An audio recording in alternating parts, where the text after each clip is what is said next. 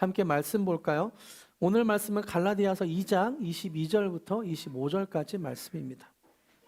갈라디아서 5장 22절부터 25절까지. 1월 한 달간은 우리가 우리 교회의 사명 선언문을 한 주 한 주 이렇게 말씀을 나누고 있습니다. 오늘까지 사명 선언문을 마치고 다음 주에는 계속 말씀드렸던 에베소서 강해 이어지게 됩니다. 그래서 오늘이 우리 교회에 중요하게 여기는 핵심가치 3가지, 사명 선언문 3가지, 예배를 통해 하나님을 경험하고 사역을 통해 예수님까지 자라가며 오늘 성령님을 통해 하나님의 성품으로 변화되는, 성령님을 통해 하나님의 성품으로 변화되는 글로리 교회입니다 라는 제목입니다. 갈라디아서 5장 22절부터 25절까지인데요, 한 목소리로 읽겠습니다. 시작.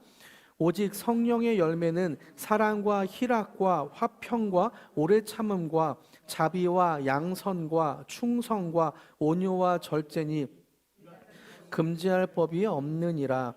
그리스도 예수의 사람들은 육체와 함께 그 정욕과 탐심을 십자가에 못 박았느니라. 만일 우리가 성령으로 살면 또한 성령으로 행할지니. 아멘. 우리가 살아가는 세상은 눈에 보이는 세계와 눈에 보이지 않는 세계로 구분지어서 설명할 수 있습니다.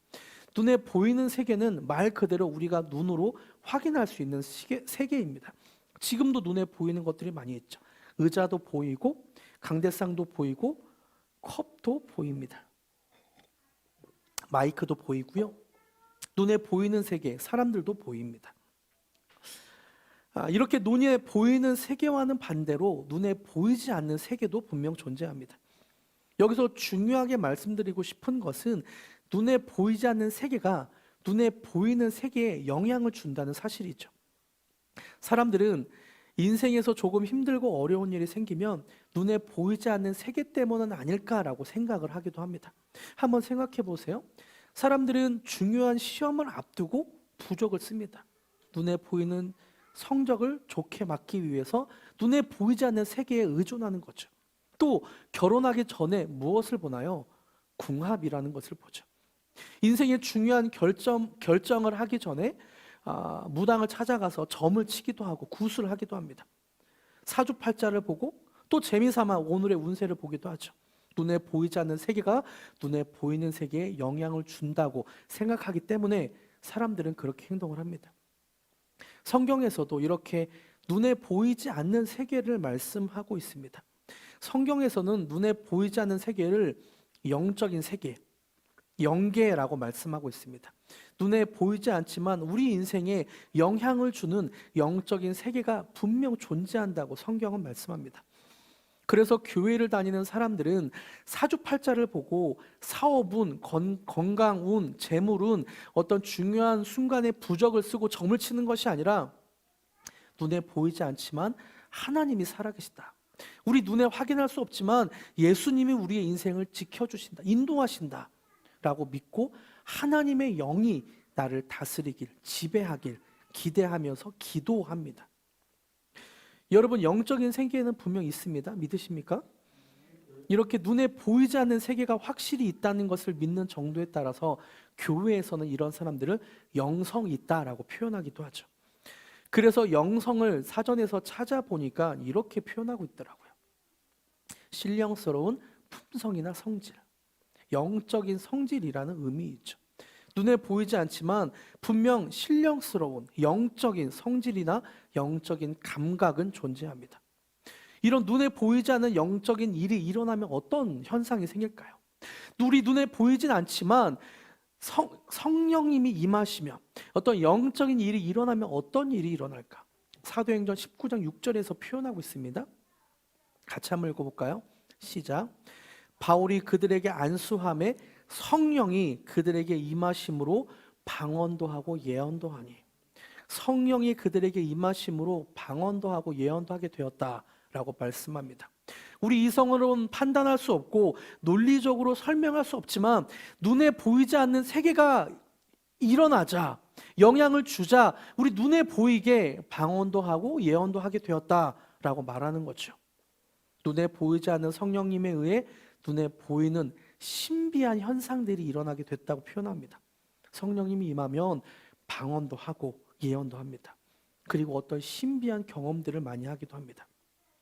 어떤 사람은 성령님이 임할 때 마음이 뜨거워진다는 사람도 있고, 어떤 사람은 계속 눈물이 난다는 사람도 있습니다. 또 어떤 사람은 성령님이 임하니까 온몸에 힘이 쫙 풀리면서 쓰러진다는 사람도 있고, 또 어떤 사람은 내가 한국말로 말하려고 하는데 자꾸 혀가 꼬이고 이상한 말을 나온다는 거예요. 지지난주에도 김경태 집사님께서 피토워십에 참석했다가 방언을 받으셨습니다. 축하합니다. 한국말로 막 기도하려고 하는데 입이 막 꼬이더래요. 그래서 이게 좀 싫어가지고 밖으로 나가셨다고 그런 얘기를 하시더라고요. 우리 눈에 보이지 않지만 성령님이 임하면 이런 신비한 경험들을 하기도 하죠. 손이 막 떨린다는 분도 있고, 전기가 온다는 느낌을 받는 분도 있고, 머리가 시원해진다는 느낌을 받기도 합니다. 이렇게 성령님이 임하면 어떤 현상이 나타나요. 그런데요, 때로 이렇게 눈에 보이지 않는 영적인 세계를 살아가지만 조금 이상한 영성, 조금 이상한 영적인 것들을 바라보고 그런 성질을 가진 사람들을 왕왕 보기도 하죠. 심지어 하나님의 영성 사역을 한다고 하면서 다른 사람을 가스라이팅 하는 경우도 우리는 뉴스를 통해 알게 됩니다. 요즘에 사회적으로 상당히 심각한 일들이 많이 있었는데요. 교회에서 소수의 어떤 사람은 눈에 보이지 않는 영적인 세계를 사람들에게 알려준다면서 그 알려주는 사람을 스스로 의심하게 만들고 판단력을 흐리게 해서 정서적인 학대를 하는 경우도 있습니다. 이것을 심리 지배라고 하기도 하고 또 가스라이팅이라고 표현하기도 하죠. 이렇게 가스라이팅을 당한 사람은 자신의 영적인 판단을 믿지 못하게 되는 거예요. 자신의 영적인 판단을 믿지 못하게 되니까 영적으로 지도해주는 사람에게 의존할 수밖에 없게 됩니다. 시간이 지날수록 가스라이팅 당하는 사람은 점점 자신을 믿지 못하게 되고, 그 사람만 믿고 의지하고 그 사람에게 행동을 통제받고 지배당하게 됩니다. 기도를 몇 시간 해라, 누구를 만나지 마라, 어느 장소에는 가지 마라 등등 행동을 통제받고 지배받게 되죠. 이런 사람들은 사실 교회 밖에서 교회 다니지 않는 사람들을 통해서도 쉽게 볼 수 있어요. 인격을 무시하고 가스라이팅하는 무당들이 그렇습니다. 물가를 다니지 마라, 귀인을 만나려면 동쪽으로 가라, 누구와는 동업하지 마라, 이런 이야기를 무당들은 많이 하죠. 그저 영험한 것, 즉 눈에 보이지 않는 세계를 얼마나 많이 아는가, 눈에 보이지 않는 세계를 얼마나 다른 사람들에게 많이 알려줄 수 있는가가 그 사람의 평가하는 기준입니다. 얼마나 영험한가만 그 사람에게 보게 되는 거죠. 이런 모습이 교회 안에도 있다는 거예요. 영적인 세계를 얼마나 많이 아는가, 그래서 그 사람이 영적인 세계를 얼마나 많이 알려줄 수 있는가가 그 사람이 영성이 있나 없나로 판단하는 평가 기준이 되기도 합니다. 얼마나 영험한가가 교회 안에도 평가 기준이 되는 거죠. 프란시스 셰퍼 목사님이란 분은 제가 굉장히 좋아하는 목사님인데요. 이런 사람들에 대해 이렇게 말씀하고 있습니다. 이들 중에 다수는 참 크리스찬이 아니다라고 확신한다고 말씀하고 있어요. 그리고 이들은 체험과 감정으로 신앙을 여기고 있다고 말씀합니다. 이런 사람들의 특징으로는 목소리를 이렇게 거칠게 내기도 하고, 또 예수님의 재림이 얼마 남지 않았다는 것을 강조한다고 말합니다. 왜냐하면 예수님의 재림이 얼마 남지 않았다고 하면 사람들의 마음에 두려움을 주어서 통제하기 쉽기 때문입니다. 이것을 셰퍼 목사님은 조금 어려운 표현으로 이렇게 표현했는데요. 기독교적 플라톤주의다. 기독교적 플라톤주의다. 신약에서, 서신서에서 교회를 공격하는 이단이 바로 플라톤주의였습니다. 영지주의. 셰퍼 목사님은 이런 사람들, 그분은 20세기 사람이거든요. 20세기의 영지주의자다라고 표현하고 있습니다. 영은 선하고 육은 악하다고 말하는 이단이다라고 말하는 거죠. 이렇게 이상하게 보이지 않는 영적인 세계를 소개하는 분들 때문에 오늘날 한국교회에서는 영적인 사역을 한다고 하면 선입견이 생기게 되는 것이 사실입니다. 예언 사역한다, 치유 사역한다, 성령 사역한다, 영성 사역한다, 기름 부음 사역한다, 이런 사람들을 보면 우리가 조금 선입견을 갖고 보는 것이 사실이죠. 이 사람들이 이단이 아닌가? 이 사람들이 이상한 거 아닌가? 사람들을 가스라이팅하고 이단적인 가르침을 주는 것은 아닌가? 그래서 영적인 사역을 하는 사람들은 우리는 조금 조심하고 그리고 좀 선입견을 갖고 봅니다. 오늘 본문에서는 이런 이상한 이단과 같은 영성이 아니라 건강한 영성을 소개하고 있습니다. 눈에 보이지 않지만 진짜 성령님이 임하면 어떤 결과가 나타나는가? 눈에 보이지 않지만 성령님이 우리를 다스리면 어떤 결과가 나타나는가? 22절과 23절에서 말씀하고 있어요. 같이 한번 읽어볼까요? 시작. 오직 성령의 열매는 사랑과 희락과 화평과 오래 참음과 자비와 양선과 충성과 온유와 절제니 이 같은 것을 금지할 법이 없느니라.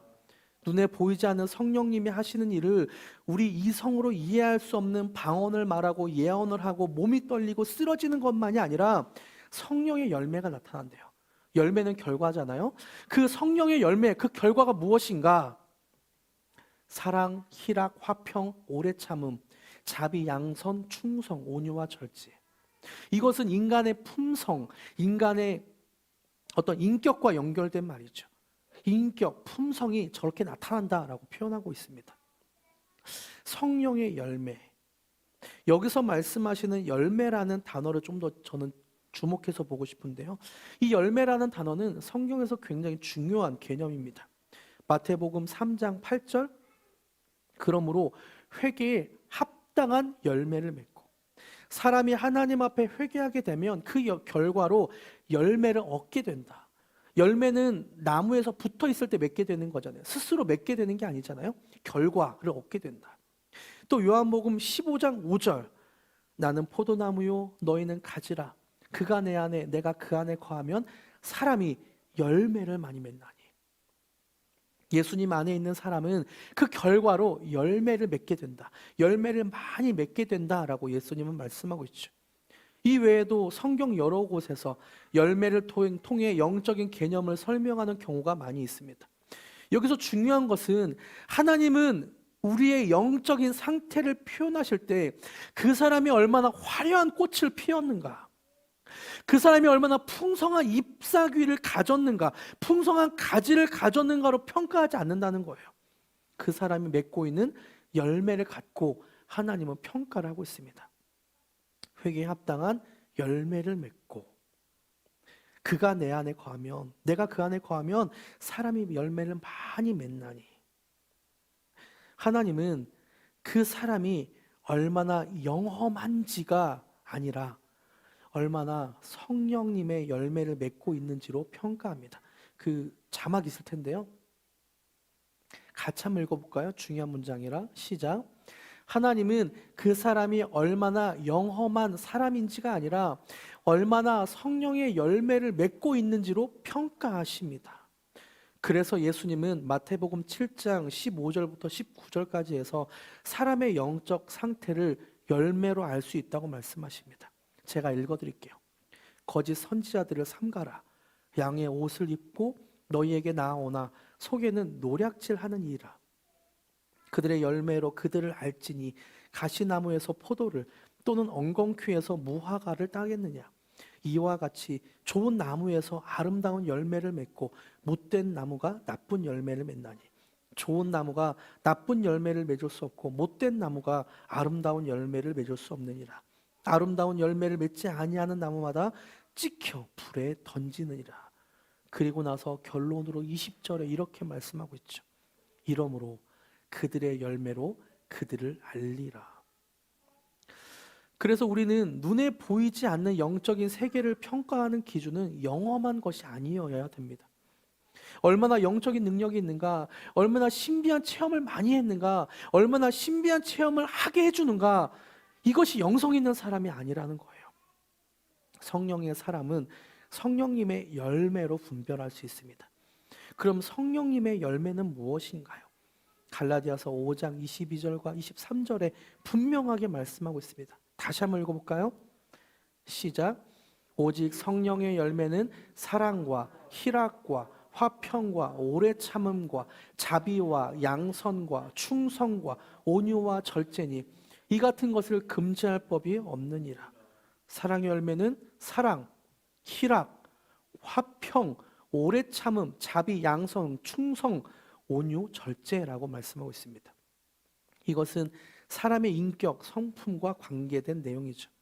그래서 눈에 보이지 않는 성령님을 믿고 살아가는 사람은 목소리가 거칠어지는 것이 아니라 예수님이 재림한다면서 사람들을 가스라이팅하는 사람이 아니라 성령님의 열매인 사랑이 있고 하나님만을 즐거워하며 기뻐하는 희락이 넘치며 불안, 근심, 무관심과 무심함이 아닌 화평, 사람들과 화평하게 지내는 사람이고 예수님께서 십자가를 지시기까지 오래 참으신 것을 닮아가고 나를 높이지 않고 남을 섬기는 자비의 마음이 있으며 겉으로만 그런 척하는 위선이 아니라 진실함, 양선이 있고 좋은 시절에만 친구로 지내는 기회주의자가 아니라 사람들에게 우직한 충성이 있고 열등감이나 우월감에 빠져 살아가는 것이 아니라 온유하고 겸손하며 무절제한 삶이 아닌 더 좋은 하나님을 위해 절제할 수 있는 그런 사람입니다.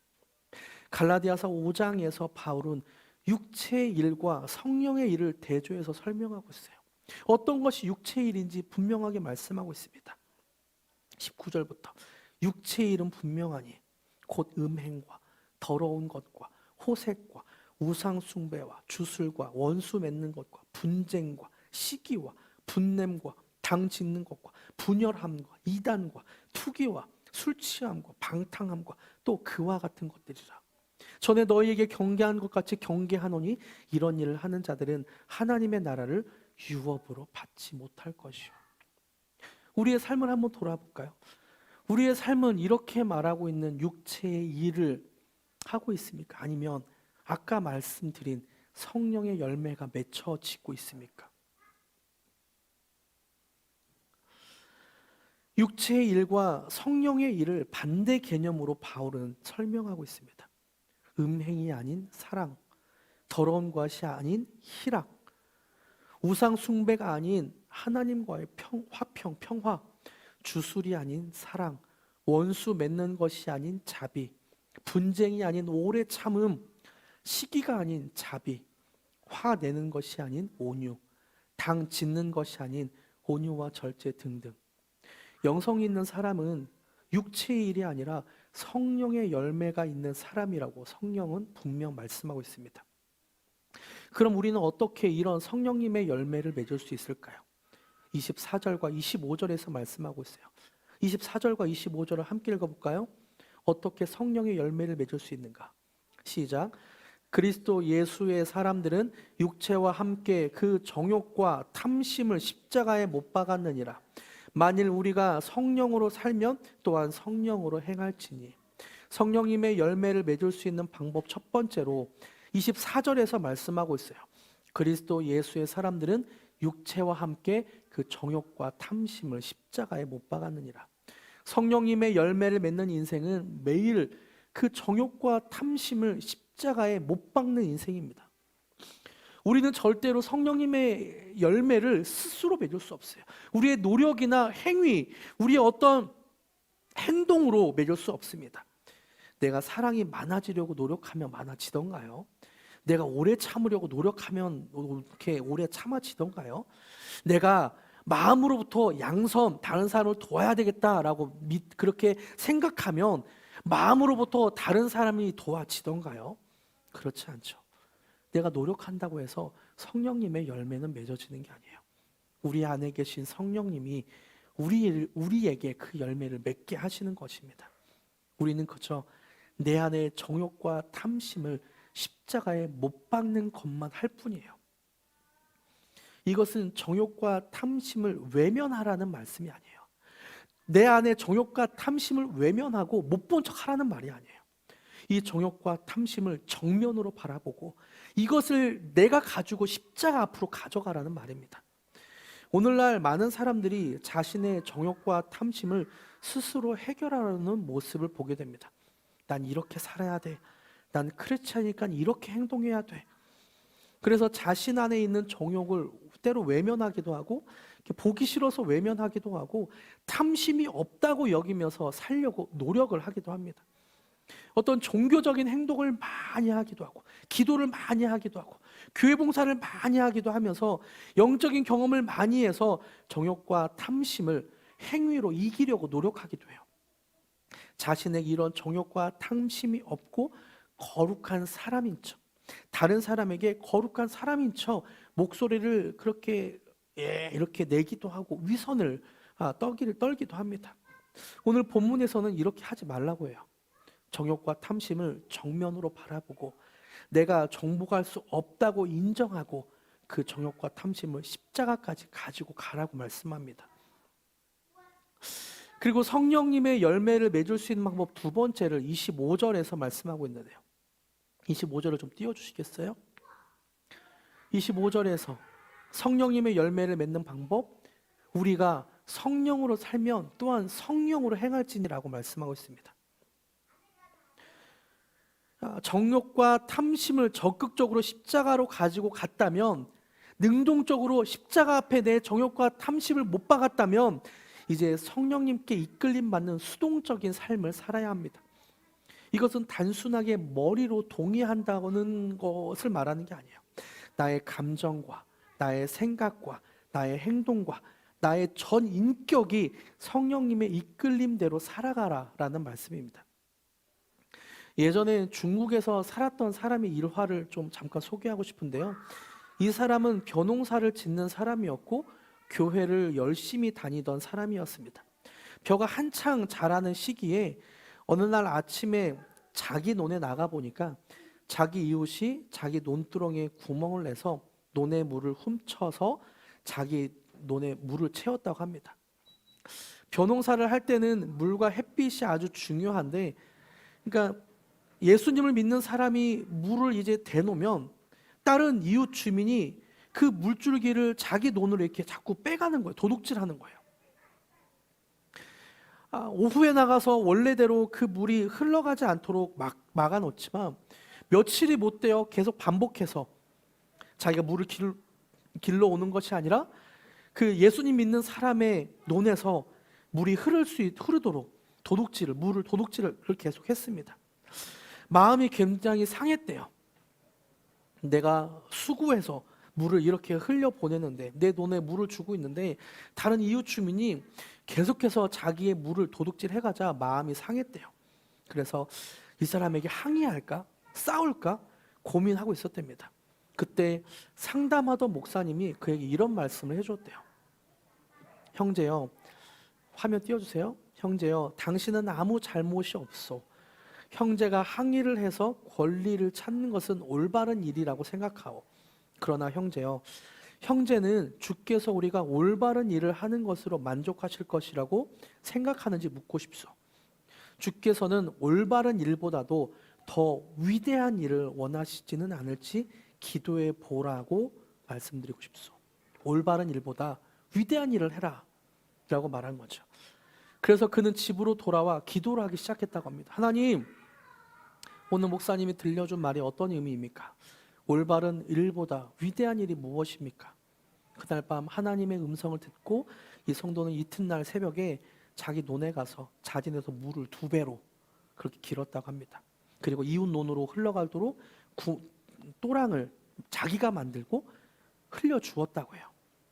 성령의 기쁨이 충만하니까, 성령님으로 따라가니까 주님을 찬양하면서 스스로 그렇게 손해를 보면서 집으로 돌아왔다고 합니다. 그러자 이상하게 더 이상 그 이웃은 그리스도인의 논의 물을 빼가는 일을 중단했다고 합니다. 뿐만 아니라 몇 달 못 되어 찾아왔대요. 그러면서 질문했대요.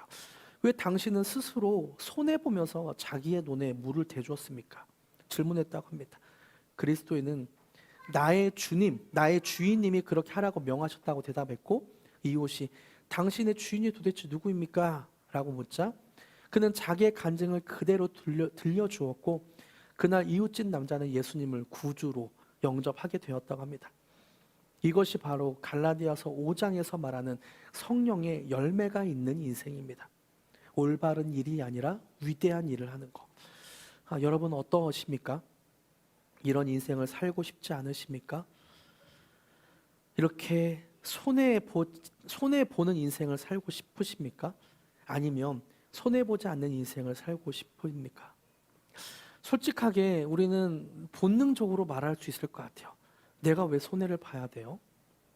내가 왜 다른 사람에게 희생을 해야 됩니까? 내가 먼저 남을 괴롭히진 않지만 남이 나를 괴롭히면 가만히 있고 싶진 않아요. 내가 남에게 손해를 끼치지 않지만 다른 사람이 나에게 손해를 끼친다면 내가 왜 가만히 있어야 되죠? 이런 생각이 들 수도 있어요. 이런 마음이 드는 사람은 갈라디아서 5장 24절과 25절을 주목해서 봐주세요.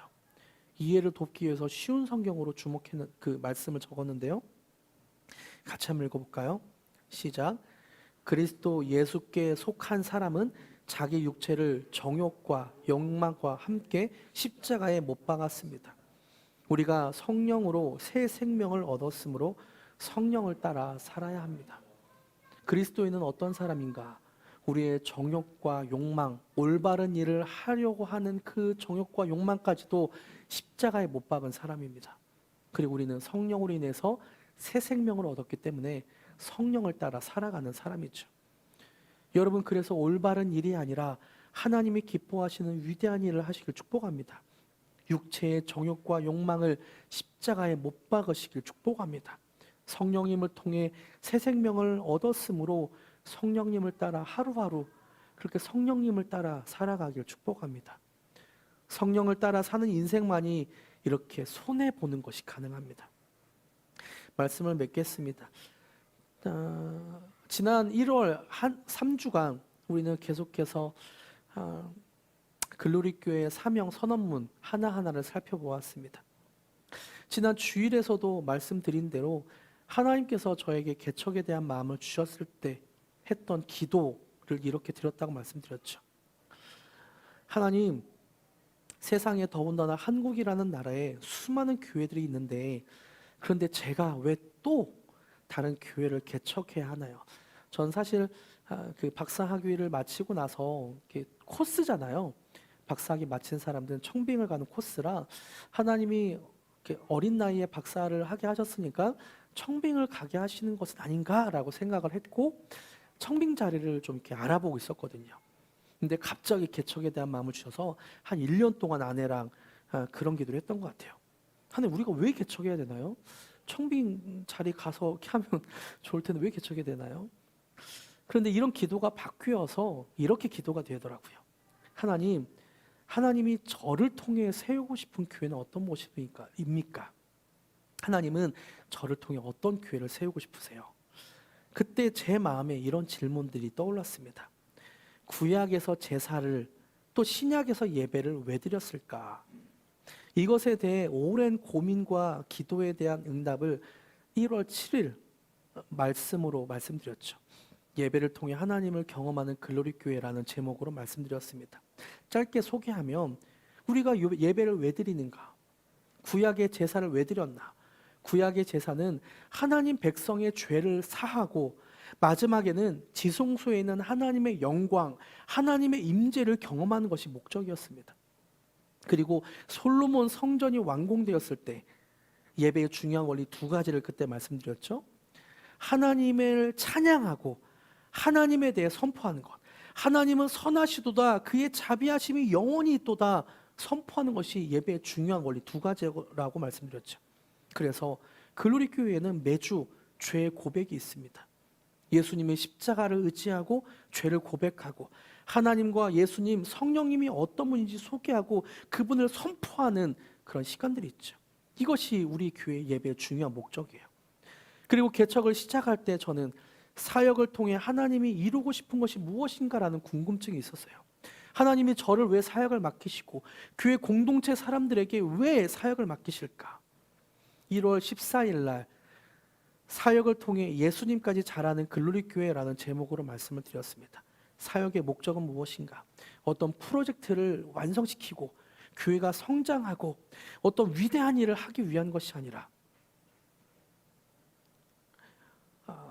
그의 사랑 안에서 온전한 사람을 이루어 그리스도의 장성한 분량에 충만한 데까지, 그에게까지 자라기 위한 목적이 있습니다. 그래서 사역을 하는 목적은 사역을 통해 예수님까지 우리가 다 자라가기 위해서예요. 그리고 이어서 건강한 영성은 무엇일까를 고민했습니다. 제가 예전에 어떤 은사사역을 많이 하고 기도돈도 많이 있었고 어떤 은사사역을 많이 하는 곳에서 영성사역을 하고 기름 부으심 사역을 하고 그런 곳에 오래 있었거든요. 그곳에 메인 이게 간사로도 오래 있었거든요. 근데 보니까 조금 제가 생각하기에 기독교인으로서 저렇게 행동하는 것이 맞나라는 생각들이 많이 드는 것이 있었습니다. 그러면서 건강한 영성이 무엇일까를 계속 고민하면서 성경을 찾아보면서 하나님께 질문드렸어요. 그때 제 안에 하나님께서 답을 주셨던 것이 이것입니다. 건강한 영성은 분명 그 열매로 나타나요. 사랑, 희락, 화평, 오래 참음, 자비, 양선, 충성, 온유, 절제. 영성 있는 사람은 이 열매가 맺혀지게 됩니다. 그 결과가 나타나요. 성령의 9가지 열매를 통해 우리의 인격과 성품으로 드러나게 되어 있습니다. 보이지 않는 영적인 세계를 다른 사람에게 소개하는 은사사역이 우리나라의 토속신앙인 샤머니즘, 애니미즘과 혼합되니까 마치 무당이나 주술사 같은 모습으로 변하게 되는 것을 보게 됐죠. 이런 질문들을 연구하고 기도하면서 글로리 교회의 사명 선언을 썼습니다. 글로리 교회 사명 선언은 이렇죠. 글로리 교회는 예배를 통해 하나님을 경험하고 사역을 통해 예수님까지 자라가며 성령님을 통해 하나님의 성품으로 변화되는 공동체입니다. 저는 글로리 교회에서 함께 예배드리고 영적인 양육을 받으시는 분들이 이렇게 예배를 통해 하나님을 경험하고 사역을 통해 그리스도의 장성한 분량이 충만한 데까지, 그에게까지 자라가며 성령님을 통해 신비한 체험을 하는 것을 넘어 하지 말라는 게 아니라 신비한 체험을 많이 하십시오. 저는 권장합니다. 신비한 영적인 체험을 많이 하십시오. 이것을 넘어 9가지 열매를 맺어가시길 기도합니다. 이렇게 2024년도 하나님을 경험하고 예수님까지 자라가며 성령의 9가지 열매가 맺혀지는 저와 여러분이 되길 축복합니다. 할렐루야. 축복합니다. 함께 목마른 예배자 찬양하시면서 하나님 우리에게 이런 성령님 임하여 주시옵소서. 우리 안에 성령님이 임하셔서 우리가 주님을 더 깊이 알아가게 하여 주시옵소서. 열매가 맺혀지게 하여 주시옵소서. 기도하는 마음으로 찬양합시다. 모든 짐 내려놓고 가는 주 앞에 목마른 예배자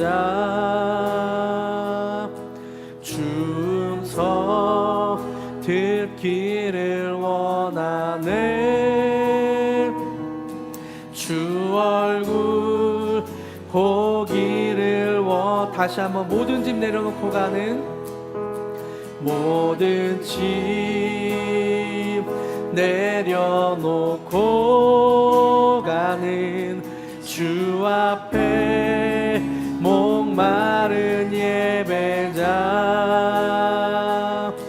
주 음성 듣기를 원하네 주 얼굴 보기를 원하네 성령 하나님 이곳에 가득함 주님을 높이며 경배합니다 성령 하나님 이곳에 가득함 주님을 높이며 예배하 성령 하나님 성령 하나님 이곳에 가득한 주님을 높이며 경배합니다 성령 하나님 이곳에 가득한 주님을 높이며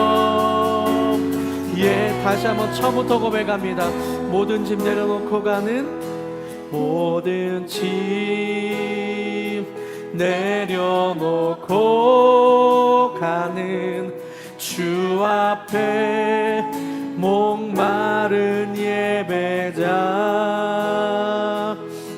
주 음성 듣기를 원하네 주 얼굴 보기를 모든 짐 내려놓고 가는 모든 짐 내려놓고 가는 주 앞에 목마른 예배자 주 음성 듣기를 원하네 주 얼굴 보기를 원하네 성령 하나님 이곳에 가득한 주님을 높이며 경배합니다 성령 하나님 이곳에 가득한 주님을 높이며 예배한 성령 하나님 이곳에 가득한 주님을 높이며 경배합니다 성령 하나님 이곳에 가득한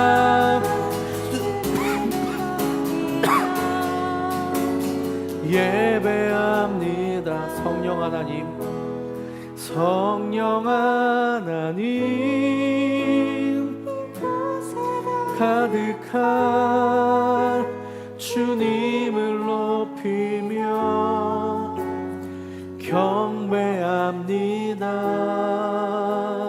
성령 하나님 이곳에 가득한 주님을 높이며 다시 한번 고백할 때에는 가슴에 손을 얹고 성령님을 초청하며 다시 한번 고백합시다 님 이곳에 가득한 주님을 높이며 성령님 우리를 다스려 주시옵소서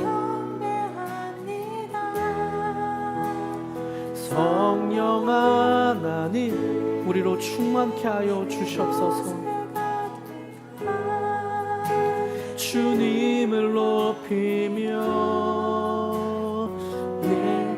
그렇게 성령님 우리를 다스려 달라고 1분간 같이 한번 기도합시다 주님 우리를 다스려 주시옵소서 우리 함께하여 주시옵소서 하나님 우리를 성령으로 더 충만케 하여 주시옵소서 이 세상을 살아갈 때 나의 욕망과 정욕으로 살아갑니다 주님 그 욕망과 정욕을 십자가에 못 박으오니 성령을 따라 살아갈 수 있도록 더 충만케 하여 주시옵소서 우리를 다스려 주시옵소서 우리 함께하여 주시옵소서 축복하여 주시옵소서